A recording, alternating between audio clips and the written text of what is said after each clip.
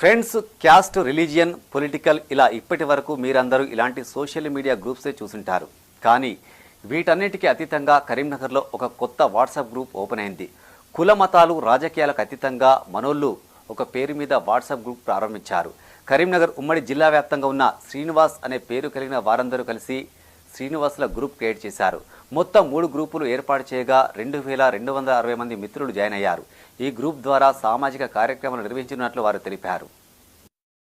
నేను మన కరీంనగర్ శ్రీనివాస్ ఇది ఒక 11 నెలల్లో ఈరోజు 2300 మంది, అంటే 3 గ్రూపుల్లో కలిపి 2300 మంది మన గ్రూప్ సభ్యులు ఉన్నారు.